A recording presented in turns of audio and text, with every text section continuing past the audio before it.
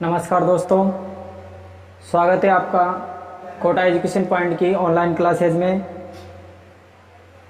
आज हम इस क्लास में देखेंगे भरतपुर ज़िले के अगले विस्तार के बारे में। पहले वाले क्लास में हमने उसमें देख लिया था लोहागढ़ का किला। किसी एक स्टूडेंट का क्वेश्चन था कि जो अपन ने राष्ट्रीय सरसों अनुसंधान केंद्र पढ़ा था, जो अभी कहाँ है, सेवर भरतपुर में, कि इसकी स्थापना कब की गई थी। तो अपना जो कृषि अनुसंधान परिषद है, इसने 1990 में इसकी सिफारिश राजस्थान सरकार से की और राजस्थान सरकार ने राई और सरसों के लिए राजस्थान के भरतपुर क्या एक स्थान है सेवर, उसमें 20 अक्टूबर 1993 में इस राष्ट्रीय सरसों अनुसंधान केंद्र की स्थापना की। इसके आगे हम देखते हैं कि भरतपुर जिले में और क्या क्या है, सभी चीजों के बारे में अपन देखेंगे। इसमें देखो, सबसे पहले हम देखते हैं यहाँ का जो भरतपुर पैलेस है, इस भरतपुर पैलेस को सिटी पैलेस या चंद्रमहल इसके नाम से भी जाना जाता है। इसका एक और नाम देखने को मिलता है, भरतपुर का राजप्रसाद भी इसको अपन कहते हैं।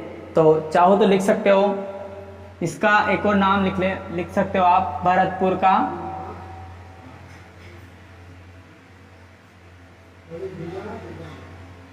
राजप्रसाद। किसका नाम है ये? भरतपुर पैलेस का। छोटी मोटी चीजें ये। इसके बाद में इसका इंपॉर्टेंट आता है आपके, एक तो लक्ष्मण मंदिर और एक आता है गंगा मंदिर। दोनों को बिल्कुल ध्यान से, दोनों जो है, लक्ष्मण मंदिर आपका भरतपुर में है, इसका निर्माण करता महाराजा बलदेव सिंह है। बलदेव सिंह ने क्या किया था, इसका निर्माण आरंभ कर दिया था। इसके बाद में पूर्ण किसने किया? बलवंत सिंह ने इसको पूरा किया था। निर्माण का आरंभ किसने किया था? महाराजा बलदेव सिंह ने। ध्यान रखिए, बलदेव सिंह ने आरंभ किया था और बलवंत सिंह ने इसको पूर्ण किया था। इसके बाद में सबसे इम्पोर्टेंट और यहाँ का जाना माना और प्रसिद्ध डीग महल। डीग महल कहाँ पर है? डीग महल है यहाँ के भरतपुर में। डीग महल में दो चीजें आती है आपको, एक तो डीग दुर्ग है यहाँ का, और डीग का जल महल है। डीग दुर्ग है और डीग का जल महल। ये डीग दुर्ग महाराजा बदन सिंह ने इसका निर्माण करवाया था, और जो डीग का जल महल है, ये डीग का जल महल महाराजा सूरजमल, जो अपने राजस्थान के लगभग प्रतापी राजाओं में इसका नाम आता है, जिसको अभी तक कोई हरा नहीं सका, उसका नाम है महाराजा सूरजमल। तो महाराजा सूरजमल ने डीग के जल महल की निर्माण किया था। इसके बाद में इसके लिए इंपॉर्टेंट है कि राजस्थान का सर्वश्रेष्ठ जल महल है। कौन? डीग का जो जल महल है, राजस्थान का सर्वश्रेष्ठ जल महल है। इसीलिए इस डीग को, किसको? भरतपुर का एक स्थान है डीग, तो इसीलिए यहाँ की है।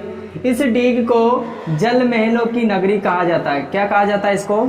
जल महलों की नगरी, डील को, मतलब डीग को, सॉरी। इसके आगे हम देखते हैं लक्ष्मण मंदिर हो गया। लक्ष्मण मंदिर में अपन कहाँ? भरतपुर में। और जो गंगा मंदिर है, ये राजस्थान का एकमात्र गंगा मंदिर है, और कह सकते हो आप भी भारत का भी एकमात्र गंगा मंदिर है। भारत का एकमात्र गंगा मंदिर है तो राजस्थान का तो वैसे भी हो जाएगा। तो राजस्थान का एकमात्र गंगा मंदिर कहाँ है? भरतपुर में मिलेगा आपको।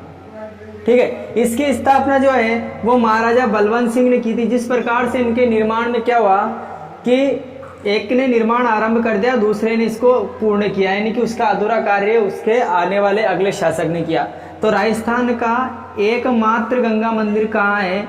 भरतपुर में। और सबसे इंपॉर्टेंट है कि ये दो शैलियों से निर्मित है, एक तो मुगल शैली है और एक बौद्ध शैली। इसमें क्या होता है, जैसे मान लो ये कोई यहाँ का महल है, ये जो महल है, इस महल को आप आगे से देखते हो तो आगे से देखने पर आपको मुगल शैली का अनुभव होगा, यानी इसका उसमें प्रभाव दिखाई देगा आपको कलाकृतियों में, वहाँ की चित्रकला में और वहाँ की उसकी पत्थरों की घड़ाई में। और इसके पीछे से आप देखोगे, इसको पीछे की तरफ से, इसमें आपको बौद्ध शैली का प्रभाव नजर है, इसलिए इसको दो शैलियों में बना हुआ मानते हैं। निर्माण किया था महाराजा बलवंत सिंह ने, और इसको पूर्ण करवाया था, किसने पूर्ण करवाया था इसको? विजेंद्र सिंह ने। इसको आरंभकर्ता मान सकते अपन, इसने इसको आरंभ कर दिया था निर्माण, इनके शासनकाल में ये पूरा नहीं हुआ, पूरा किसमें होता? विजेंद्र सिंह के कार्य। तो इसका आप स्क्रीनशॉट ले सकते हो।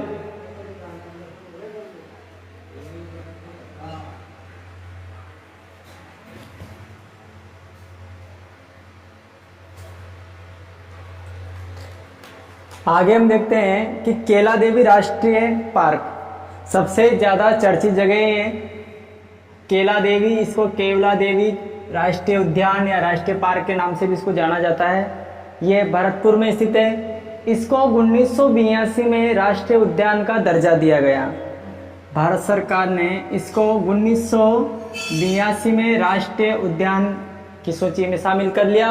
उसके बाद में 1985 में यूनेस्को की में जो विश्व प्राकृतिक सूची बनी यूनेस्को की, तो उसमें इसको 1985 में शामिल किया गया। ध्यान रखें, केवला देवी राष्ट्रीय उद्यान के नाम से भी आ सकता है या केला देवी राष्ट्रीय पार्क। ठीक है, इसमें ये क्यों प्रसिद्ध है? ये सबसे ज्यादा पूछा जाने वाला क्वेश्चन है कि ये प्रसिद्ध है साइबेरियन सारस के लिए। आपने भी पढ़ा होगा कि जो साइबेरियन सारस आते हैं वो कहाँ आते हैं? केवला देवी या केला देवी राष्ट्रीय पार्क में। इसके बाद में अगला चर्चित जगह यहाँ पे बयाना। बयाना का जो दुर्ग है, ये बयाना कहाँ पड़ती है? ये बयाना भी कहाँ है? भरतपुर में। बयाना भरतपुर जो है, ये दमदमा की जो पहाड़ियां हैं, उन पहाड़ियों पर ये दुर्ग स्थित है बयाना का। इसका निर्माण विजयपाल ने 1040 में करवा दिया था। विजयपाल, जो महाराजा विजयपाल थे, उन्होंने इनका निर्माण 1040 में करवाया था। अब इसकी देखो, इसके प्राचीन नाम बहुत इंपॉर्टेंट है। एक प्राचीन नाम तो आपको इसका मिलता है शोणितपुर, दूसरा मिलता है श्रीपंथ, और तीसरा इसको कहा जाता है कब्रगाहों का नगर। कब्रगाहों का नगर किसे कहा जाता है? बयाना को। बयाना में एक भीमलाट है, और भीमलाट जो महल है, ये दुर्ग है, ये दुर्ग विष्णुवर्धन द्वारा निर्मित है। ये क्यों प्रसिद्ध है? ये इसलिए प्रसिद्ध है कि इस दुर्ग में एक उषा का मंदिर बना हुआ है। देवी है उषा। कौन है ये? ये भगवान कृष्ण के पौत्र थे अनिरुद्ध। कौन थे? अनिरुद्ध। भगवान कृष्ण के पौत्र अनिरुद्ध, उनकी पत्नी का नाम था उषा। उसकी पत्नी उषा का मंदिर जो है चित्रलेखा ने करवाया था। बाणासुर की जो पत्नी थी उसने करवाया था इसकी। इसलिए इस बयाना के दुर्ग को एक नाम से और जाना जाता है, मैं यहाँ लिख देता हूं, बाणासुर का दुर्ग। यहाँ इसको बाणासुर दुर्ग कहा जाता है। बाणासुर दुर्ग, इसी का नाम बाणासुर दुर्ग भी है। तो बयाना का बाणासुर दुर्ग नाम भी। ये जो कब्रगाहों का नगर इसलिए कहा जाता है कि कुछ दिन में, इसके बाद में, निर्माण होने के बाद में मुसलमानों ने क्या किया, इसे जो उषा मंदिर है, उषा मंदिर को तोड़कर उषा मस्जिद में कन्वर्ट कर दिया। नाम चेंज कर दिया, उसकी जगह क्या बना दी? उसको ढाक के, उसको मिटा के उसकी जगह उषा मंदिर। लेकिन बाद में वहाँ के महाराजाओं ने वापस से उस मंदिर को वहाँ से मिटाया। उसके बाद में किस में बदल दिया? वापस उषा मंदिर में बदल दिया।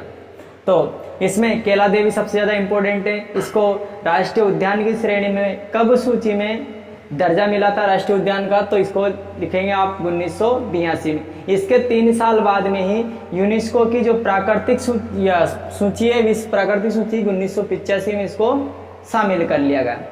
यह जो प्रसिद्ध है, ये साइबेरियन सारस के लिए प्रसिद्ध है। बयाना का दुर्ग भरतपुर में है।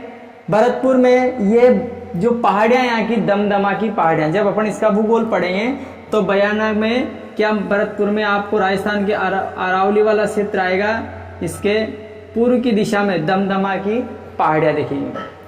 ठीक है, इसका निर्माण करवाया था विजयपाल ने 1040 में। बयाना के प्राचीन नाम की बात करें तो शोणितपुर है, श्रीपंथ है, और कब्रगाहों का नगर भी इसे कहा जाता है। इसके बाद में बयाना में एक दुर्ग है भीमलाट का दुर्ग। इसका निर्माण करवाया था विष्णुवर्धन के द्वारा। और इसी दुर्ग में, ये इसलिए पूछा जाता है क्योंकि इस दुर्ग में उषा का मंदिर है। उषा कौन थी? भगवान कृष्ण के पौत्र अनिरुद्ध की पत्नी थी।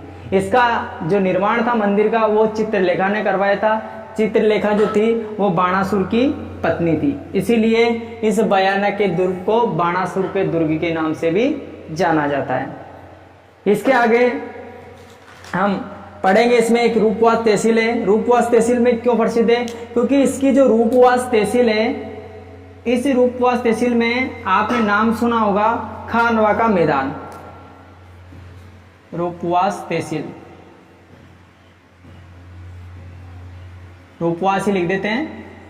यह रूपवास क्यों प्रसिद्ध है? क्योंकि यहाँ पर क्या स्थित है? खानवा का मैदान। कौन सा मैदान है? और आप सभी को पता होगा खानवा का मैदान कहाँ है? ये रूपवास में, ठीक है। इसलिए यह प्रसिद्ध है क्योंकि यहाँ 17 मार्च 1527 को बाबर और महाराणा सांगा के मध्य क्या हुआ था? युद्ध हुआ था।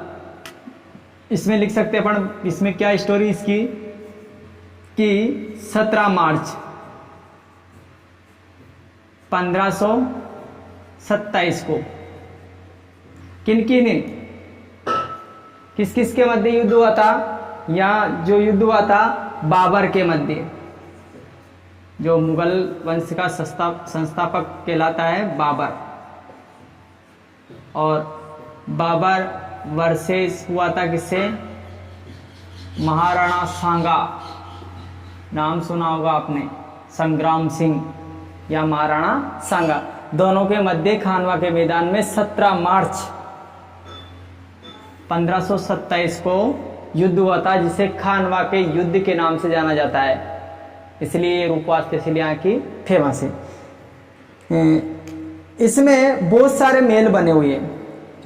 जो रूपवास तहसील है इसमें बहुत सारे महल बने हुए हैं। जैसे मान लो ये महल है, एक क्रम में बहुत सारे, ये सारे महल शिकार के लिए बनाए गए। किसके लिए बनाए गए थे? ये शिकार के लिए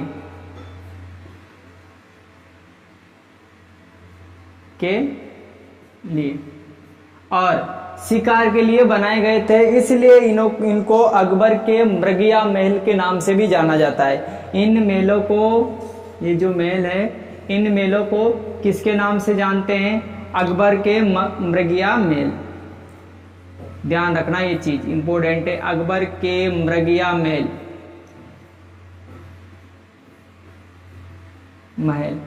कहाँ स्थित है? रूपवास तहसील में। और रूपवास तहसील कहाँ पर पड़ती है? भरतपुर में।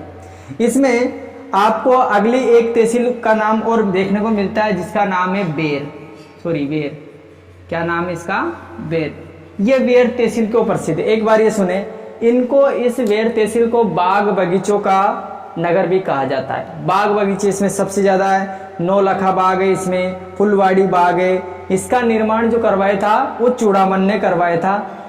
एक बार आप इसका स्क्रीनशॉट ले लीजिए, उसके बाद में अपन इनको देखेंगे।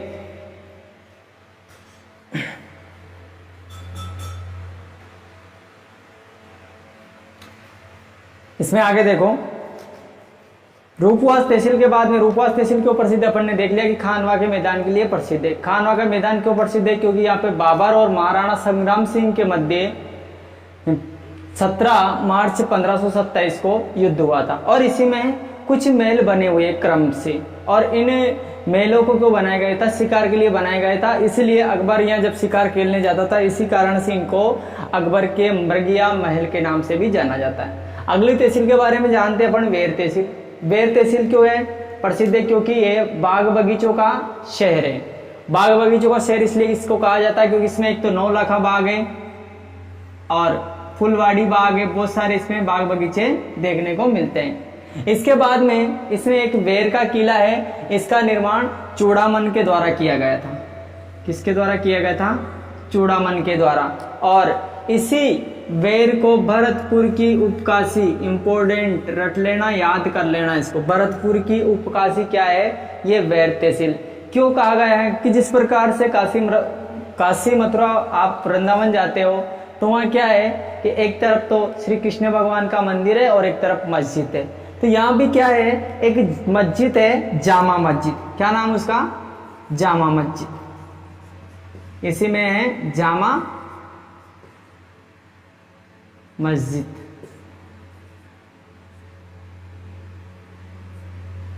ये जो जामा मस्जिद है, ये जामा मस्जिद कहाँ है? भरतपुर में। कहाँ है ये? भरतपुर।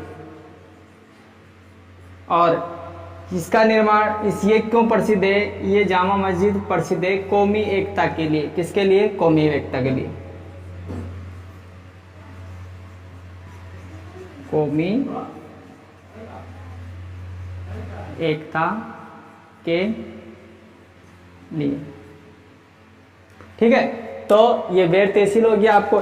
इसमें अपन ने इस चैप्टर में जो जो भी पढ़ा उसको एक बार देखे अपन, तो शॉर्टकट में मैं आपको बता देता हूँ। सबसे पहले अपन ने भरतपुर के बारे में देखा था। तो भरतपुर पर राज किस था? एक सिन्नावार जो गोत्र था, जाट राजवंश का, तो इसका इस पे आधिपत्य था, मतलब अधिकार था। इसका नामकरण जो किया था महाराजा सूरजमल ने दशरथ पुत्र भरत के नाम पर इसको नाम दिया था। ये जो है एनसीआर की जो श्रेणियों है, capital area, national capital area, इसमें सन 2013 में इसको शामिल किया गया था। और ये अलवर के बाद में दूसरा जिला है जो अपना संभाग बना, ठीक है, सॉरी एनसीआर में शामिल हुआ। और 4 जून सन 2005 में इसको अपने राजस्थान का 7वां जिला बनाया गया। भरतपुर को हम पूर्वी द्वार या प्रवेश द्वार के नाम से इसको अपन जानते हैं। और इसमें अपन ने सबसे इंपॉर्टेंट एक चीज देखी थी, लोहागढ़ का किला। लोहागढ़ का किला जो इसमें अपने कहावत सुनी होगी, 8 फिरंगी 9 गोरा और दुर्ग की दीवारों पर लड़े 2 छोरा, जिसका निर्माण सूरज किसने करवाया था? सूरजमल ने 1733-34 में इसका निर्माण हो गया था। इसके बाद में हम बात करते हैं तो इसको मिट्टी का बना होने के बावजूद भी इसको लोहागढ़ का किला कहा जाता है, क्योंकि इसका जो प्रवेश द्वार है वो अष्टधातु का बना हुआ है, जिसे अपन लोहिया पोल भी कहते हैं।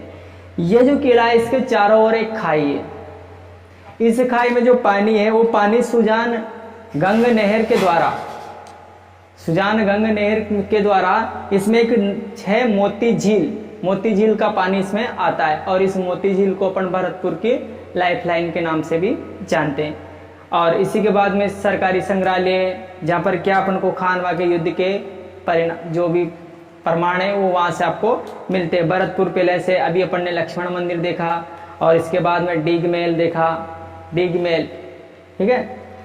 इसके आगे वाली जो क्लास होगी उस क्लास में हम इनके बांधों के बारे में अध्ययन करेंगे। तो आप भी इसको थोड़ा बहुत, जब भी आप क्लास में आओ, क्लास में आने से पहले कॉपी पेन लेके बैठा करो, ताकि आप जो यहाँ बताया जाए उसको आप लिखो, नोट करो। और ध्यान रहे कि चैनल को आप सब्सक्राइब करें, लाइक करें और अधिक से अधिक शेयर करें। इसी कामना के साथ धन्यवाद। कल मिलते हैं हम इसी टाइम पे।